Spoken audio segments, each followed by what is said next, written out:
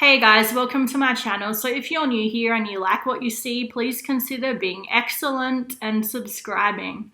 So Bill and Ted 3 is obviously coming out soon, and I have to admit I haven't seen the first two movies, so I didn't really feel right about watching it and reviewing the third movie if I haven't seen the originals and where it came from.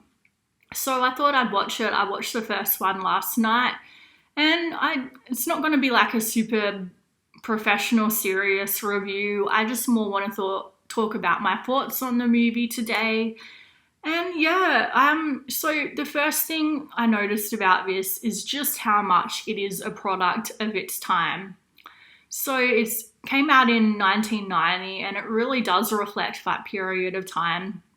And I feel like for Bill and Ted 3, it's going to be interesting to see how they take that same concept of the Valley Boy, like that's what this is about. It's like, the concept of the silly, superficial California Valley girl, like, the Buffy the Vampire Slayer movie before it got turned into a TV show. The original movie was like an 80s movie about a Valley girl. And it's interesting seeing that concept turned on its head and applied to guys. And that's what this is. It's very much a period of the 80s, I feel. So seeing how they'll bring the elements of Bill and Ted without the 80s, that's really, we'll see what happens. But I'm not someone to complain about reboots and remakes. Like, I just say go for it. If you want to do it and I don't like it, I won't watch it. I'm not going to stand here and say it shouldn't be done for the people that do want to watch it. But to be honest, I feel like the third movie is only really getting made for the nostalgia value. It's not really necessary. Well, not that a lot of movies are necessary, but they turn out to be good a lot of the time. But for this, I feel like it's just such a large period of time in between the second and third movie, and the characters have aged so much that it'll be interesting to see if they can still get into those Bill and Ted roles, especially Keanu, because I don't want to talk too much about his personal life because I don't like to talk about actors' personal lives. That's, I don't want to go into like gossip drama territory, but if you know a lot about Keanu, he's been through a lot of tragedy in his life, and I feel like that's really affected him as an actor and what he brings to the roles.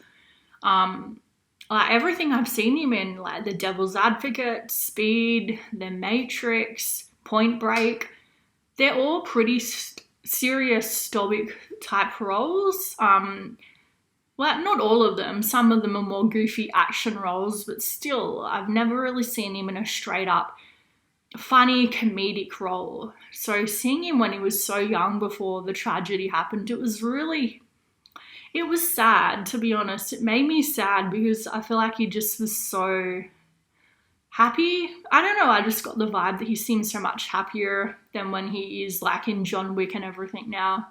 Anyway, that's just something I observed. But yeah, still I think that it's going to be interesting to see what they bring to the third movie. As unnecessary as I think it is, I'm still going to turn up and watch it.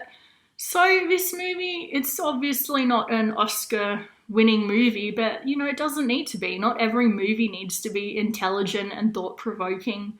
Sometimes we can just have those funny Friday night popcorn, guilty pleasure movies. And I love 80s movies, so yeah, I liked this. I was never bored. It went for, I think, almost 2 hours.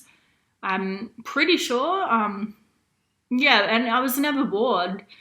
In fact, I feel like they could have even gone a little bit longer and delved a little bit more into the historical figures that they pick up along the way. Like I said, I'm not going to go too much into the plot because I just feel like people probably already know all about what it's about. But yeah, obviously they get these historical figures to take to their book report, and I would have liked to see them spend a little bit more in each historical location. But having said that, that would make it probably go for like 3 hours. So as much as I did enjoy this movie, I don't think we need a 3-hour Bill and Ted. But at the same time, it is silly. It's a silly, goofy movie. Don't expect too much here. Obviously, I don't have the nostalgia value going into it because I never grew up watching this. So going into it now in 2020, it's like, yeah, it's very dated. Some 80s movies hold up a lot better than Bill and Ted. I feel like just the special effects, especially like more character driven movies hold up, and they do the test of time better than ones where you see the really old CGI and it sort of makes you cringe a bit because it looks so bad. But yeah, it's still a good movie and I would recommend it. I would probably give it a 6 out of 10. Yeah, let me know in the comments down below what you thought of the movie. Do you love it? Do you hate it? And please help me out and subscribe.